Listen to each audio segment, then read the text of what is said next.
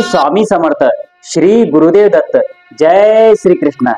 श्रीमद भगवत गीता, श्रीमद भगवत गीतेमधील अध्याय क्रमांक 4 ज्ञान कर्म संन्यास योग, श्लोक क्रमांक 39।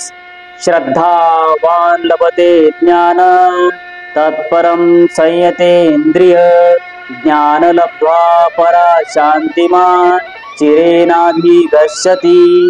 श्लोकचा अर्थ असा आहे की साक्षात श्रीकृष्ण भगवान सांगतात की जे मनुष्य आपल्या इंद्रियावर ताबा ठेवतात आणि देवावर श्रद्धा ठेवतात त्यांना लवकर ज्ञान प्राप्ती होते।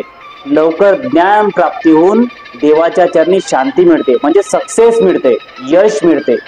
जर तुम्ही एखादी परीक्षा द्यायला गेले आणि त्या परीक्षेचे सर्व प्रश्नांचं उत्तर तुम्हाला माहिती आहे तर तुम्हाला परीक्षा द्यायला त्रास होणार नाही, अडचण येणार नाही आणि तुम्ही ती परीक्षा योग्य प्रमाणे देऊ शकाल।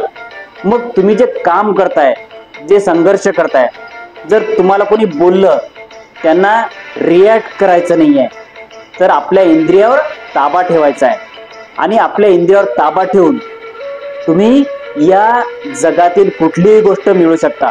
तुम्ही केलेले प्रामाणिकपणे केलेले कार्य, संघर्ष, कष्ट, घेतलेली मेहनत, या मेहनतीच्या साहाय्याने तुम्ही कुठलेही कार्यावर सक्सेस मिळू शकता, कुठलेही यश प्राप्त करू शकता आणि या जगातील कुठलीही गोष्ट मिळवू शकता।